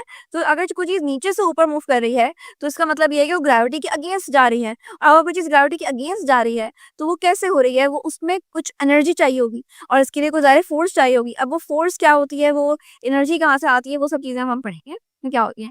इट इज स्पेशली ज़्यादा टॉल प्लांट्स होते हैं, आपने कभी वो दरख्त देखे हो बनाना ट्रीज वगैरह स्पेशली, या कुछ ऐसे लंबे दरख्त हो होते हैं, उनमें तो और ज़्यादा ही एनर्जी चाहिए। ऐसा भी नहीं है कि थोड़ी सी को लेकर हम एक छोटा सा अगर पौधा था तो वहां पे यूज हो गया। बिल्कुल बड़े बड़े जो दरख्त होते हैं टॉल प्लांट्स, उनमें भी ये फोर्स आई होती है। So now what is that force? It is now quite evident the passage of ascent of SAP is the xylem tissue, and the most widely accepted theory that explains the force responsible for ascent of sap is called the tact theory. अब basically इसको explain करने के लिए xylem tissue में जिस तरह movement हो रही है, इसको एक्सप्लेन करने के लिए एक थ्योरी आई है, और थ्योरी होती है, इसको कहते हैं टैक्ट थ्योरी। टैक्ट बेसिकली ये वो है, एक्रोनिम है कि 4 प्रोसेसेस के नाम से मिलकर बना है, ठीक है। यानी transpiration, pull, adhesion, कोहीजन and tension. तो अभी हम इसके बारे में एक एक प्रोसेस को अलग से डिटेल में समझेंगे। तो पहला है passage of ascent of sap. Passage मतलब यानी कि रास्ता क्या है। Xylem, as you know, xylem क्या था, जाइलम हमने पढ़ा, उसमें सेल की एडाप्टेशन नहीं पढ़ा था कि जाइलम के अंदर कोई सेल मॉलिक्यूल वो नहीं होता, सेल कंटेंट नहीं होता, डेड सेल्स होते हैं बिल्कुल। तो यानी कि वो पाइप की तरह एक बिल्कुल एम्प्टी पैसेज की तरह वर्क करता है कि यहाँ से आपका जो भी सैप है वो पूरा मूव इजीली कर ले। Xylem is a complex and permanent tissue which acts as passage, और ज़ाहिर के अंदर कोई cell content, nucleus, cell membrane तो सॉरी होती है, साइटोप्लाज्म और सारी चीज़ें नहीं होती, माइटोकॉन्ड्रिया वगैरह। जाइलम बिल्कुल कम्प्लीटली एम्प्टी होता है। तो इस ऑलमोस्ट लाइक जैसे अगर मैं कहूँ कि स्ट्रॉ होती है, स्ट्रॉ अगर आप देखी होगी, जैसे पानी या जूस वगैरह पिया होगा, सो अगर आप स्ट्रॉ से सक करते हैं अपना जो फ्लूइड, सो उसमें आपको कोई सारे कहीं पे कोई रुकावट या कोई सारी चीज़ नहीं फील होती बिकॉज स्ट्रॉ एम्प्टी है। तो वैसे ही जाइलम के अंदर से भी अगर कोई चीज़ मूव कर रही है तो उसमें कोई मसले के बगैर इजीली वो मूव कर लेती है ऊपर की तरफ because it is empty. But उसमें सारे वही जैसे मैंने कहा कि सक्शन यूज होती है, तो सक्शन में यहाँ पर जो फोर्स है वो क्या है, दैट इज टैक्ट थ्योरी। तब हम उसके बारे में पढ़ते हैं। 2 टाइप ऑफ जाइलम सेल्स होते हैं, एक है ट्रैकाइड्स and vessel. Tracheids and vessels are very important. Tracheids are long dead cells with pointed ends and and xylem vessels are long dead and thick walled tube-like structures formed by the fusion of vessel cells. Basically tracheids क्या हैं? यहाँ पर शायद बना होगा, I think ये बना है, नहीं I don't think बना है। But basically tracheids क्या हैं? ये इस तरह की, अगर जैसे ये xylem vessels हैं, इसमें ट्रैकाइड्स ये लंबे लंबे डेड सेल्स होते हैं, इनके एंड्स पॉइंटेड होंगे थोड़े से, लाइक अच्छा ये जैसे यहाँ पर आई थिंक नजर आ रहे हैं जाइलम सेल्स, राइट, कि ये एंड पॉइंटेड एंड्स हैं इनकी, इधर यहाँ पे, you know, can you see this, कि ये ऐसा लग रहा है कि कुछ बीच में रास्ता लाइक बैरियर था वो वहां से ब्रेक हो गया। जैसे ट्रैकाइड्स के इनके पॉइंटेड से एंड्स होते हैं, और जाइलम वेसल्स जो हैं वो लंबे लंबे लंबे डेड लाइक स्ट्रक्चर्स हैं, लेकिन वो ट्यूब लाइक स्ट्रक्चर्स हैं, तो थिक वर्ल्ड, और उनमें कोई बीच में एम्प्टी, पूरी एम्प्टी स्पेस है, जैसे like these things.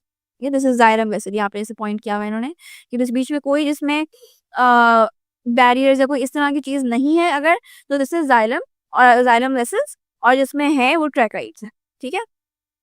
The fusion of vessel cells placed end to end, both are essential for water and mineral transport as well as structural support. अब दोनों ही जरूरी हैं, ट्रैकाइड्स और वेसल्स दोनों ही जरूरी हैं, दोनों की अपनी इंपॉर्टेंस है ट्रांसपोर्ट के अंदर भी और स्ट्रक्चरल सपोर्ट के अंदर। अब हम आ जाते हैं टैक्ट थ्योरी पर। टैक्ट का जैसा मैंने कहा कि 4 वर्ड से मिलकर बना है, एक्रोनिम है ये। तो पहला है ट्रांसपायरेशन, पुल, फिर है एडिशन, कोहीजन, टेंशन और वो एक इसको मिलके बनता है ट्रैक्ट। चारों फोर्सेस एक साथ वर्क करती हैं, चारों फैक्टर्स एक साथ वर्क करते हैं ताकि पुल बन सके और वाटर जो मिनरल्स है वो ऊपर की तरफ मूव कर पाए। Alright, now coming on to transpiration pull. Transpiration pull first process है इसका। ट्रांसपायरेशन पुल में अगेन वही बात हुई, जो कि ट्रांसपायरेशन का प्रोसेस था वही यहाँ पर थोड़ा सा होता है कि स्टोमेटा जब ओपन होते हैं तो वाटर वेपर जो है वो इवेपोरेट करेगा लीव्स की उसमें, तो इस तरह से एक पुल बन जाती है कि बिकॉज ऊपर से वाटर वेपर इवेपोरेट कर रहे हैं तो नीचे से अर्ज बनी कि अच्छा हमें और पानी चाहिए, ताकि पानी ऊपर आएगा ताकि मजीद पानी इवेपोरेट हो सके, ट्रांसपायर कर सके। सो वो उस वाटर के इवेपोरेशन की वजह से एक फोर्स बनती है, एक पुलिंग फोर्स बनती है जिसको हम कहते हैं ट्रांसपायरेशन वाली फोर्स। और इस फोर्स से वाटर जो है वो रूट से निकलकर जाइलम के अंदर एंटर करता है। ठीक है, ये बात समझ में आ रही है कि बिकॉज जाहिर है यहाँ पर एक ऊपर से नीड आई, वही डिमांड एंड सप्लाई वाली कॉन्सेप्ट है कि जब किसी चीज की डिमांड होगी तो सप्लाई होगी। तो ऊपर से बिकॉज वाटर वेपर्स इवेपोरेट हो रहे हैं तो डिमांड है कि मजीद वाटर वेपर्स आए, वाटर आए ऊपर तक, तो उसके लिए आपको नीचे से पानी को लेकर, ठीक है, प्लीज माइक म्यूट रखिएगा students. Water vapors. When stomata, tiny openings on leaves are open, water evaporates from the leaves into the air, creating a pulling force known as transpiration. This pull makes water move from roots to the leaves through the xylem tissue. यानी कि उस तरह से पानी जो है वो root से लीव्स तक आता है xylem tissue, ठीक है, xylem के थ्रू। सेकेंड है एडहीजन। अच्छा, एडहीजन जो है हम कहते हैं किसी चीज के बीच में अट्रैक्शन होना है, किसी चीज के बीच में लाइक तो वो होना कि लाइक एक साथ आई डोंट नो कैसे बताऊंगी, जो आपको कुछ चीजें एक साथ चिपकी हुई होती है लेकिन एक साथ चिपकी हूँ, दैट इज कॉल्ड एडहीसिव है। इसे एडहीसिव ग्लू के लिए भी यूज होता है कि ग्लू जो है इट इज एडहीसिव, तो आपस में दो पेपर्स को दो भी चीजों को चिपका देती है। तो वैसे एडहीजन का जो मतलब है वो यही होता है कि कुछ चीजों के बीच में आपस में अट्रैक्शन या आपस में स्टिकीनेस होना। सो यहाँ पर अब एडहीजन जो है या ये बिकॉज वाटर मॉलिक्यूल्स की बात हो रही है, ट्रांसपायरेशन से वाटर मॉलिक्यूल्स आ रहे हैं और बाकी चीजें आ रही हैं, तो वाटर मॉलिक्यूल्स के बीच में कितनी अट्रैक्शन है कि वो वाटर एक साथ कितना स्ट्रांगली अटैच्ड है जाइलम वेसल से, वो चीज है एडहीजन। ठीक है, तो यहाँ पर कुछ स्टिकी की बात आई है। Adhesion is attraction between water molecules and other substances. Water is strongly attracted to the walls of the xylem vessels, xylem cells, because both water and cellulose in cell walls are polar molecules. Polar molecules याद है हमने polar बोला था, मैंने hydrophilic बोला था। Cell membrane में मैंने बात की थी ना कि जो फॉस्फोलिपिड्स में फॉस्फेट जो है वो पोलर मॉलिक्यूल होता है, वो वाटर से दोस्ती कर लेता है, इसलिए वाटर वो बाहर की तरफ होते हैं फॉस्फेट हेड्स। तो वैसी बात यहाँ पर है कि सेल्यूलोज जो है वो बिकॉज पोलर है, वो वाटर को पसंद करता है, वाटर से दोस्ती है उसकी, तो वो आपस में इजीली मतलब पानी और सेल्यूलोज एक साथ साथ घूम सकते हैं। ठीक है, तो वाटर जो है वो जाइलम के सेल्स जो हैं उनसे बहुत अट्रैक्टेड है। क्यों अट्रैक्टेड है? बिकॉज जाइलम में है ही सिर्फ सेल वॉल, जाइलम के अंदर मजीद सेल कंटेंट तो है ही नहीं, साइटोप्लाज्म या न्यूक्लियस वगैरह चीजें इस तरह नहीं है, सेल वॉल ही होता है जाइलम के अंदर। तो जाइलम और वाटर जो है वो आपस में बहुत एडहीसिव है, यानी उनके अंदर बीच में अट्रैक्शन है, तो वो इजिली मतलब उनके अंदर साथ में मिलकर चल होता है, साथ में इजिली अट्रैक्टेड है। This adhesion helps water move upward in the plant against gravity. ये because adhesion है, दोस्ती है आपस में, दोनों की आपस में like अट्रैक्टेड है, चिपके में एक साथ, तो वो पानी जो है वो ऊपर की तरफ मूव कर सकता है इजीली, उसको मसला नहीं है, और बार बार नीचे जाने की कोशिश नहीं करेगा। यू नो, ऐसा नहीं है कि वाटर जो है सिर्फ नीचे गिर रहा हो। सो इससे अगर आपने कभी इसमें फैट्स की बात की है बार बार कि जब फैट्स या लिपिड्स होते हैं वो जो है ऑयल जैसे मेनली ऑयल और वाटर की दोस्ती बिल्कुल नहीं है। ठीक है, लिपिड्स और oil and water not go well together. तो अगर आप पानी अपने हाथ पे ऑयल लगा हुआ हो आपके एंड देन आप पानी से हाथ धोएं तो पानी के you can see even moisture lotion या कुछ ऐसी चीज अगर लगाई हो विच हैज ऑयल, तो उसमें आप देखोगे कि वाटर ड्रॉपलेट्स बनकर ना नीचे गिर रहे होते हैं, मतलब आपको अलग अलग वाटर की मुन्नी मुन्नी बॉल्स की तरह के नजर आ रहे होते हैं कि वो नीचे जा रहे हैं। तो दैट मीन्स कि वो वाटर जो है वो उसके साथ अट्रैक्टेड नहीं था। लेकिन यहाँ पर बिकॉज सेल वॉल्स में सेलुलोज के साथ वाटर इज अट्रैक्टेड, तो वाटर जो है उसके साथ मिलकर अबव अगेंस्ट द ग्रेविटी जाने में मतलब एक्सेप्टेड होगा। It also gives water in the xylem when transpiration is not happening, तो इस तरह से पानी को वो जाइलम के अंदर रखता भी है। नेक्स्ट है कोहेजन एंड टेंशन। कोहेजन कहते हैं मॉलिक्यूल्स की आपस में इधर उधर वाली चीजों से भी अट्रैक्शन होना, तो यानी कि वो आपस में वाटर मॉलिक्यूल्स हैं वो आपस में कितना अट्रैक्टेड हैं। तो बिकॉज जाहिर है वाटर मॉलिक्यूल्स अट्रैक्ट पोलर हैं, वो साथ में स्टिक करके रहेंगे, दिस इज कोहेजन। तो कोहेजन क्या है? It is attraction between near by water molecules which is possible because water is a polar molecule. Water polar molecule है, वाटर की आपस में अपने आप से तो दोस्ती है ही ना वाटर की, तो वाटर बिकॉज़ एक दूसरे से अट्रैक्टेड है, तो वो एक साथ स्टिक करके रहेंगे, एक साथ मतलब रहेंगे, ऐसा नहीं होगा कि मतलब इधर-उधर जा रहे हैं, right? Tension refers to the tension created in the water column. These forces help hold the water molecules together in the continuous column within the cell. Tension ज़ाहिर है अगर एक छोटी सी जगह पे पानी भरा हुआ होगा, तो उसको वहाँ पे टेंशन होगी। देखो एक टेंशन मीन्स कहते हैं कि मॉलिक्यूल्स के बीच में एनर्जी होना, कि मॉलिक्यूल्स एक साथ लाइक एक्टिव हैं और वो जैसे ही हल्की सी भी फोर्स ऊपर आएगी, वो ऊपर की तरफ मूव कर लेंगे। Alright, how tact force works, कैसे वर्क कर रही है ये force? Imagine the column of water in the xylem as strong as a steel wire. इसको इमेजिन करो कि जो पानी है ना, वो बिल्कुल स्टील वायर की तरह से स्ट्रॉन्ग है। Hydrogen bonds among water molecules create cohesion, holding the water molecules together like a string. यानी पानी जो है वो एक साथ होल्ड है किया हुआ है। पानी में कोई वो नहीं है, मतलब प्रॉब्लम नहीं आ रही इसमें, डिस्टर्बेंस नहीं है या कुछ वो नहीं है, कि पानी एक साथ कोहेसिव है, वो सारे मॉलिक्यूल्स एक साथ टुगेदर मतलब होल्ड हुए हैं, तो वो एक स्ट्रिंग के साथ तरह से ऊपर की तरफ जाएंगे। As long as transpiration continues, जब तक ट्रांसपायरेशन चल रही है, water evaporating from the leaves, यानी कि ऊपर से पानी निकले जा रहा है, तब तक ट्रांसपायरेशन पुल बना रहेगा, तब तक पानी की नीचे से जरूरत होगी, और ये पूरा टाइम चलता ही रहेगा चीज, ये प्रोसेस है। The string of water remains tense and is pulled upward as a single unit, यानी कि ये ऊपर से बिकॉज नीड आ रही है, तो ये पानी जो है पूरा एक स्टील की ये वायर की तरह ऊपर की तरफ यूं करके बना वही है, कि ये यूं करके जाएगा, एंड मतलब ये इस तरह से है। ऐसा नहीं है कि ये पानी नीचे की तरफ गिर नहीं रहा, क्योंकि ऊपर बिकॉज नीड है, यहाँ पे ऊपर कंटिन्यूसली नीड चली जा रही है, तो नीचे से पानी की भी होल्ड मतलब जरूरत आई जा रही है, और वाटर ऊपर की तरफ पुल हुए चला जा रहा है, हुए चला जा रहा है। Alright, is that clear? बात समझ में आ रही है? ऐसा नहीं होता कि बीच में गैप्स नहीं आते हैं, तो ये शायद कंफ्यूजन हो आपको कि ये एक प्रोसेस हो जाता है then the next column continues, नहीं, कंटिन्यूस प्रोसेस है, ये एक साथ चले ही जा रहा है। वाटर मॉलिक्यूल की जब तक ऊपर जरूरत रहेगी लीव्स में, और वो जो हमेशा रहती है, 99% वाटर ऊपर ट्रांसपायर ही कर जाता है, तो तब तक ये नीचे से ट्रांसपरेशन पुल बनी रहेगी, टैक्ट फोर्स बनी रहेगी, और वो वाटर जो है वो बिल्कुल एक साथ कोहेसिवली एक कंप्लीट एक स्ट्रिंग की तरह से अटैच्ड हो खड़ा, मतलब एक स्टैंड करा हुआ होगा, वो नीचे नहीं आ रहा होगा, गिर नहीं रहा होगा। The string of water, this bulk flow of water up to the top of the plant is driven by solar energy. ये solar energy से linked है, क्यों? क्योंकि जितनी ज़्यादा क्योंकि उसकी वजह से evaporation होगी solar energy की वजह से, और evaporation की वजह से transpiration pull जो है वो trigger होगा, और वो transpiration pull से आपका molecules ऊपर चले जाएंगे।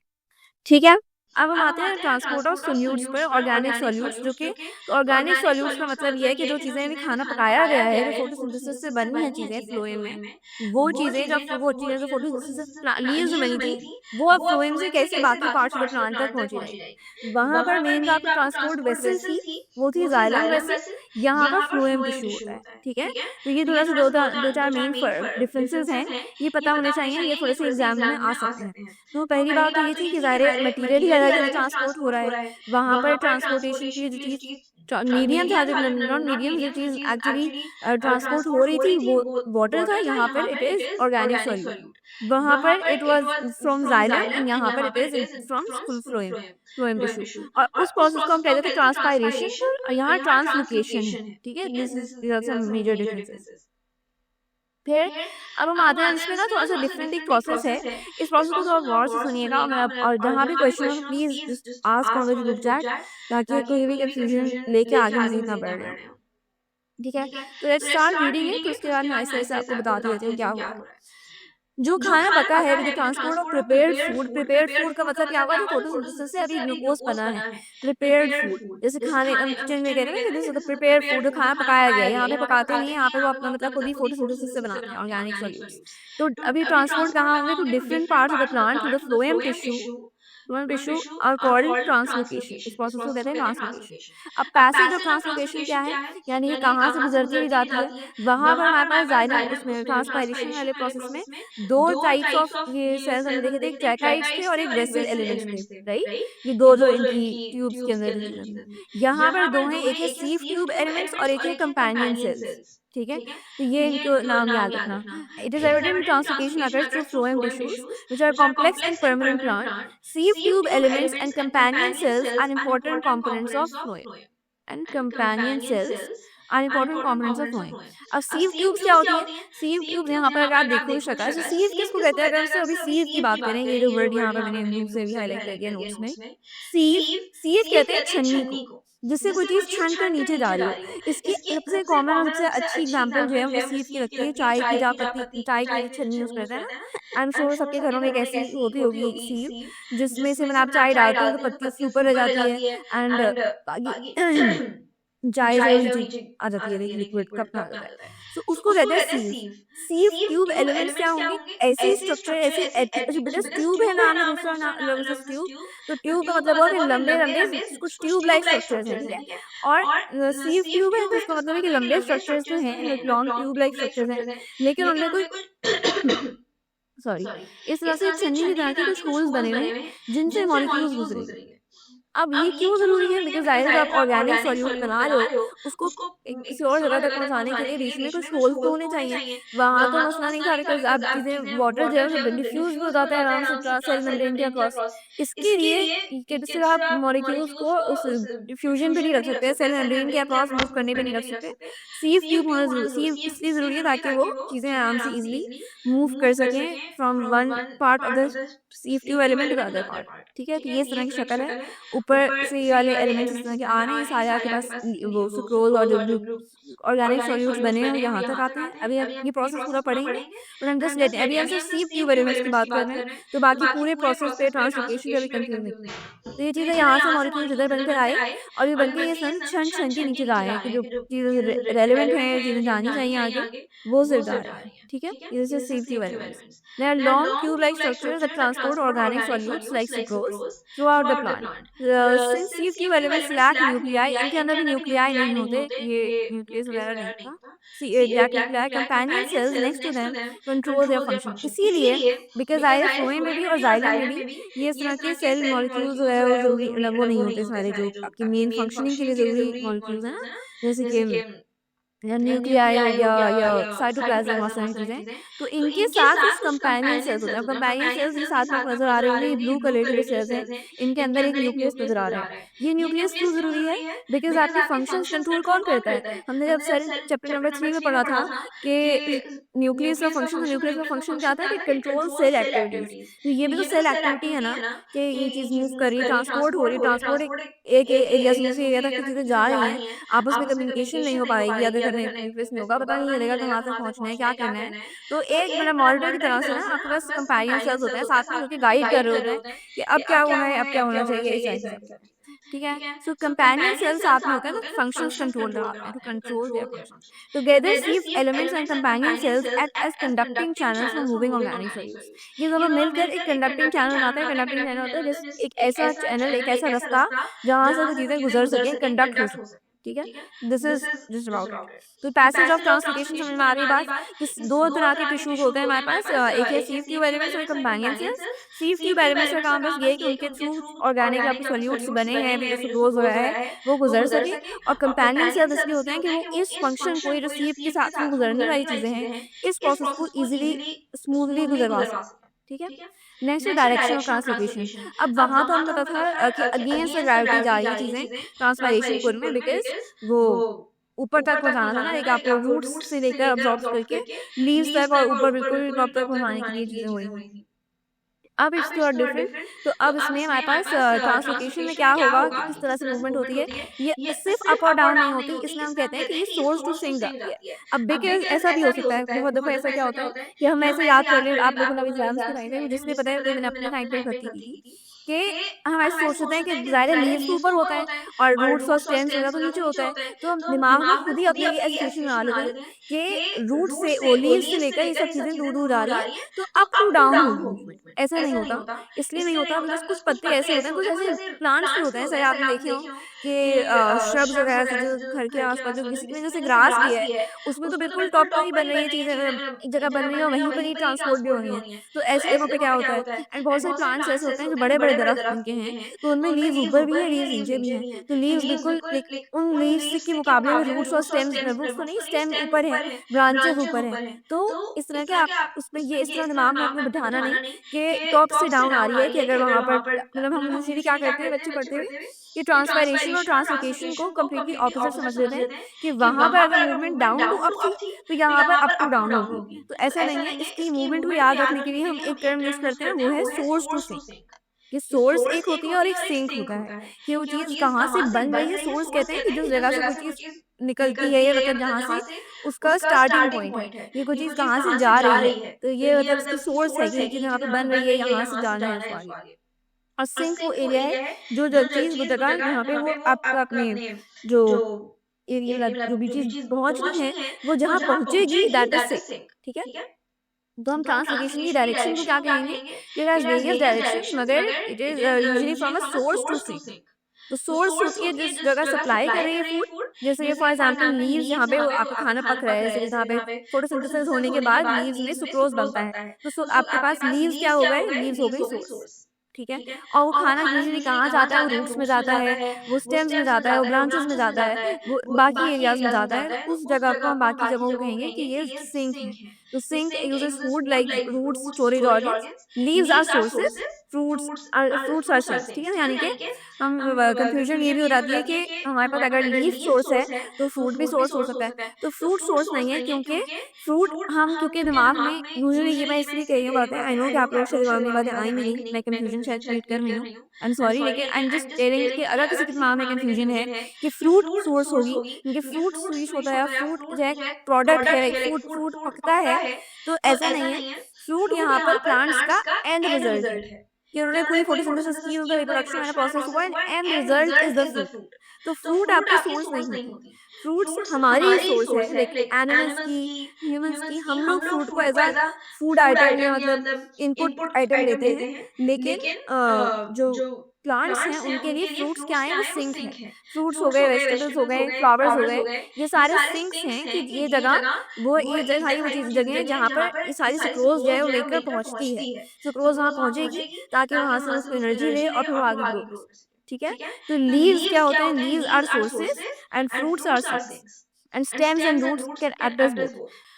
डायरेक्शन भी हो गई। अब हम आते हैं कॉम्पोजिशन ऑफ फ्लोएम सैप का।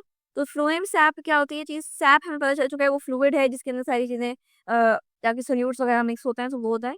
तो फ्लोएम सैप के अंदर ऑलमोस्ट 10 to 25% ड्राई मैटर है, यानी कि जो आपकी सोल्यूट्स हैं वो 10 to 25% है, बाकी सारी चीज़ें वाटर हैं और मतलब फ्लूइड है। ठीक है? So most of this dry matter is sucrose, a kind of sugar with some other organic compounds. ठीक है? तो यानी कि कुछ पार्ट्स जो हैं इसके वो सुक्रोज वाले हैं, और मतलब जस्ट 10 to 25%। बाकी जगहों पर बाकी चीज़ें जो हैं मतलब कुछ और ऑर्गेनिक कंपाउंड्स भी हो सकते हैं। ऑलराइट। ओह गॉड! नेक्स्ट है मैकेनिज्म ऑफ ट्रांसलोकेशन, कि कैसे मूव कैसे करता है। जैसे कि वहाँ पे हमने टैक्ट थ्योरी पढ़ी थी ट्रांसलोकेशन में, तो यहाँ सॉरी ट्रांसपायरेशन के अंदर, ट्रांसपरेशन के अंदर हमने टैक्ट थ्योरी का नाम पढ़ा था। यहाँ पर जो थ्योरी है उसको हम कहते हैं mass flow theory, which is translocation की थ्योरी।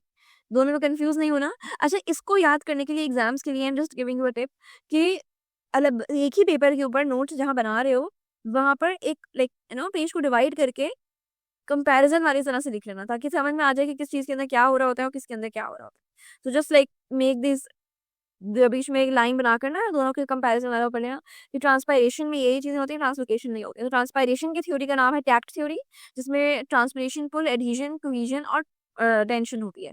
यहाँ पर मास फ्लो थ्योरी या प्रेशर फ्लो थ्योरी होती है। तो अब वो हम पढ़ते हैं कि वो कैसे होता है, उसके 6 स्टेप्स हैं। So, the most accepted idea for how organic solutes move in plants is the pressure flow or mass flow theory. Here's how it works. कैसे वर्क करता है कि शुगर बनी कहाँ? सोर्स रीजन्स में, जैसे कि लीव्स हो गए आपके स्टोरेज एरियाज। यहाँ पर शुगर बनी है, लाइक अभी प्रोड्यूस हुई है फोटोसिंथेसिस से, and the sugar is mostly sucrose, can be glucose and other forms as well. तो ये जो शुगर बनी है, ये लीव्स और storage areas are loaded into phloem sieve tube elements by companion cells. ये वाली जो शुगर बनकर ये कहाँ चली जाती है? ये सीव ट्यूब एलिमेंट्स में आती है। यानी कि ये देखो, ये आपके लीव सेल्स हैं, लीव के सेल्स हैं, इनकी सोर्स है, यहाँ पे सोर्स लिखा हुआ भी है, ये सोर्स है। इसके अंदर से जो आपकी शुगर बनी, वो शुगर बन बन के कहाँ जा रही है? सीव ट्यूब एलिमेंट्स में। इनके बिल्कुल पास में ही सीव ट्यूब एलिमेंट्स होते हैं, इनके अंदर ये पहुंच गया। This is just first step. और ये लोड करवाने में इनको हेल्प की गई है। किसने हेल्प की है? कंपेनियन सेल्स ने हेल्प किया। तो ये कंपेनियन सेल्स हेल्प करता है। Second step, this active transport raises the sugar concentration and reduces the water concentration in the phloem. This makes phloem cells more sweet. अच्छा, ये क्या हुआ कि बिकॉज ये सारे जो शुगर मॉलिक्यूल्स हैं वो सीफ ट्यूब एलिमेंट्स में आ गए। सीफ ट्यूब और कंपेनियन सेल्स दोनों ही फ्लोएम का पार्ट है, ये नहीं है कि अलग से फ्लोएम होती है, फ्लोएम का यही पार्ट है। तो फ्लोएम के अंदर जब वो आ गए तो जाहिर है ये सारी एक्टिव ट्रांसपोर्ट यहाँ पर होती है, बिकॉज आपकी शुगर कॉन्सेंट्रेशन जो है वो बहुत बढ़ जाती है और वाटर कॉन्सेंट्रेशन लो हो जाती है। तो आपको इसमें अंदर से ना आप शुगर कॉन्सेंट्रेशन फिर भी मजीद डाले जा रहे होते हैं, बिकॉज वही अगेन ट्रांसपिरेशन वाली बात है। ये नहीं पता होता कि आगे आपको दोबारा शुगर मिले या ना मिले, वाटर मिले ना मिले। तो जिस टाइम पर होती हैं वो सारी एक्टिव ट्रांसपोर्ट भले यूज करके, लेकिन सारी की सारी शुगर मूव कर जाती है टू द सेल्स। और बिकॉज इतनी ज्यादा स्वीट चीजें आ जाएंगी अंदर, तो इसलिए फ्लोएम सेल्स जो है वो ज्यादा स्वीट होते हैं। ठीक है, ये this is just general knowledge. Main चीजें आपके पास ये कॉन्सेंट्रेशन वाली है कि raises the sugar concentration and the phloem. Water moves into the phloem through osmosis from nearby xylem cells, increasing hydrostatic pressure. Hydrostatic pressure क्या होता है? Water का pressure होता है। Hydro नाम है, hydro means water and static means की movement वाली चीज। तो hydrostatic pressure जो चीज water के move करने से जो pressure बन रहा है, ठीक है। सो वाटर मूव करेगा फ्लोएम के अंदर ऑस्मोसिस से। अच्छा, जाइलम में ऐसा होता है कि जाइलम में सिर्फ वाटर ही आ रहा होता है, हमें जाहिर वाटर के साथ और भी सॉल्यूट्स अटैच्ड होते हैं, लेकिन जाइलम मेनली सिर्फ वाटर को ट्रांसपोर्ट करता है। फ्लोएम में वाटर आ जाता है, वाटर को लाइक अंदर मूव करवाना होता है ताकि जाहिर है आपके सॉल्यूट्स भी आगे मूव कर सकें। तो इसलिए वाटर मूव करेगा फ्लोएम के अंदर किस प्रोसेस से? ऑस्मोसिस से। यूजुअली फ्लूइड्स के अंदर हम ऑस्मोसिस ही यूज करते हैं। और इस तरह से वाटर जब आएगा तो क्या बढ़ जाएगा? हाइड्रोस्टेटिक प्रेशर बढ़ जाएगा, क्योंकि फ्लोएम सेल्स वही है, उसमें वाटर भी बढ़ गया, उसके अंदर शुगर कंटेंट भी बढ़ चुका है, तो प्रेशर बढ़ रहा है। ठीक है, इसलिए उस प्रेशर को हम कहेंगे hydrostatic pressure in the phloem cells. This pressure pushes the sugary solution away from the source. इस प्रेशर से क्या हुआ कि जो आपका शुगरी सोल्यूशन था, जो थोड़ा स्वीट सा सोल्यूशन था, वो अपनी जगह से आगे दूर चला गया है, अपनी जगह इनकी सोर्स है। तो सोर्स से वो solution is like moving away from the source. और अब जब अवे मूव करेगा तो वो कहाँ जाएगा? वो जाएगा नीचे की तरफ जाएगा, और जहाँ पे मतलब दूसरी तरफ, एंड वो दूसरी एंड इज योर सिंक। तो ये इधर सिंक की तरफ आने का इनका अब प्रोसेस चल रहा है। तो बेसिकली जब वो सोर्स इन्होंने आकर प्रेशर लगाया, आपने एक्सर्ट किया प्रेशर, तो उस प्रेशर से जो सोल्यूशन मूव किया, मूवमेंट क्रिएट हुई, बिकॉज ज़्यादा प्रेशर पीछे से लग रहा होगा तो चीज़ें आगे जो बैठी होंगी वो आगे मूव करेंगी, and that movement created this like led this the solution to move from source to the sink. Okay, the pressure difference from the high pressure source to the lower pressure sink, अब high pressure source में था, क्योंकि source में सारे बहुत molecules थे, उनके अंदर शुगर भी है, वाटर भी है, तो प्रेशर बहुत बढ़ रहा है।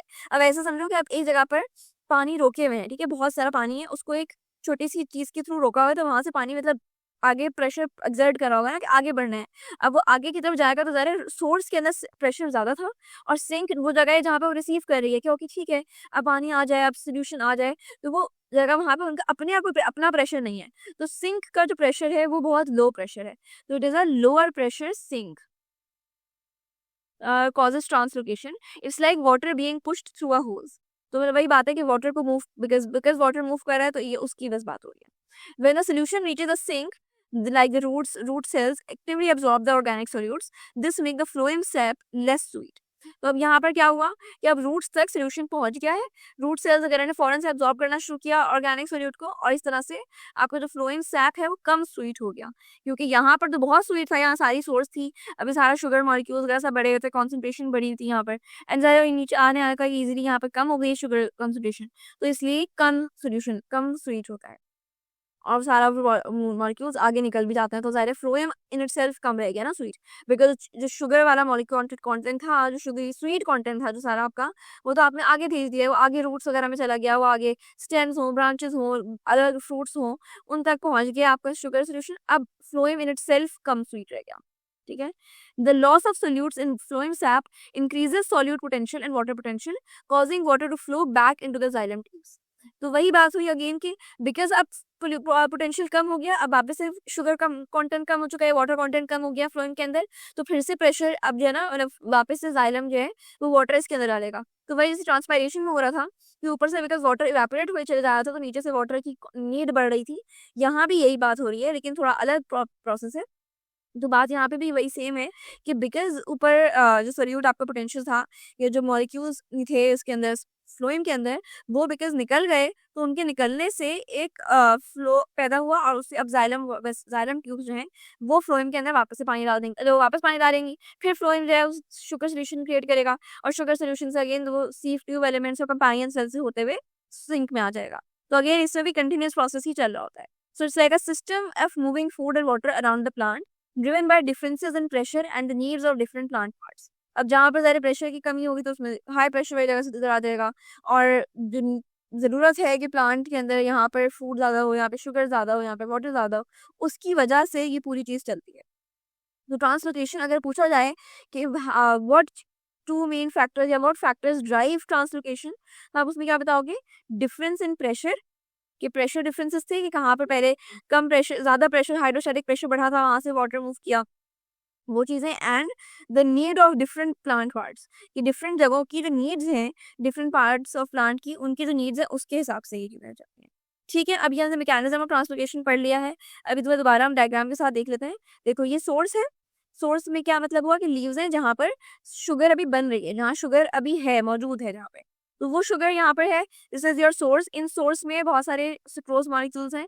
अब वो सुक्रोज मॉलिक्यूल्स, बिकॉज यहाँ प्रेशर बढ़ रहा है कि वाटर मॉलिक्यूल्स का भी प्रेशर ज़्यादा है, हाइड्रोस्टैटिक प्रेशर बढ़ चुका है, जाइलम से यहाँ पर, मतलब जाइलम से तो नहीं, लेकिन यहाँ पे जाइलम से भी वाटर आ रहा था, एंड शुगर सोल्यूशन भी आ रही है फ्लोएम से। तो ये सब चीज़ें चली जाएंगी कहाँ पर?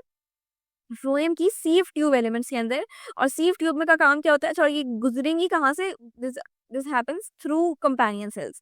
तो कंपेनियन सेल से गुजरते हुए वो सीव ट्यूब एलिमेंट्स तक आएंगी। सीव ट्यूब एलिमेंट्स में सिर्फ इस तरह के होल्स हैं जिनके थ्रू शुगर ने मूव करना है, सुक्रोज ने मूव करना है। ये यहाँ से अभी इस पॉइंट पर जो फ्लोएम सैक है आपका वो बहुत स्वीट है, और ये अब आगे मूव करना शुरू हो गया है। अब यहाँ पर जाइलम अपना वाटर लाकर भी दे चुका है, तो हाइड्रोस्टैटिक प्रेशर बढ़ गया, बिकॉज यहाँ पे मॉलिक्यूल्स बहुत है। जैसे अगर आप इस डायग्राम में देखो तो there are so many water, ये sugar molecules, sugar plus water molecules, because ये ब्लू वाले वाटर मॉलिक्यूल्स हैं जो जाइलम से आ रहे हैं, और रेड वाले शुगर मॉलिक्यूल्स हैं। तो ये सारी चीजें जो है, ये बहुत ज्यादा प्रेशर है यहाँ पर एज कम्पेयर टू यहाँ। इधर देखो सिर्फ 5, 1 2 3 4 5 6, देयर आर ओनली 6 मॉलिक्यूल, और यहाँ बहुत सारे भरे हुए हैं। तो ऊपर जाहिर है हाइड्रोस्टैटिक प्रेशर ज्यादा होगा, वहां से चीजें मूव करेंगी नीचे की तरफ कि भाई हमें कम प्रेशर वाली जगह पे जाना है, और नीचे जरूरत भी ज्यादा है बिकॉज सिंक है, तो वहां सिंक रूट्स तक पहुंचाना है, तो वो नीचे जाएंगी। और होते होते जब वो सिंक तक पहुंचेगा, तो सिंक में आने के बाद, सिंक समझ लो रूट है फॉर एग्जाम्पल, अब रूट में आकर रूट को जरूरत थी शुगर सोल्यूशन की, तो रूट ने शुगर ले ली, फ्लोएम वापस से कम मीठा हो गया, कम स्वीट हो गया, बिकॉज सारी शुगर बाहर निकल गई। अब शुगर बाहर निकल गई तो अब प्रेशर नीचे कम हो गया है, सिंक के एरिया में अब प्रेशर कम हुआ, तो अब ऊपर से वापस वही दोबारा से साइकिल शुरू होगी, या प्रेशर कम है दोबारा नीड बढ़ी, तो अब ऊपर से वापस से वाटर आना शुरू हुआ, एंड देन नीचे तक आएगा। ठीक है students, is this all clear? यहाँ ट्रांसलोकेशन के मैकेनिज्म तक पूरा पढ़ लिया है।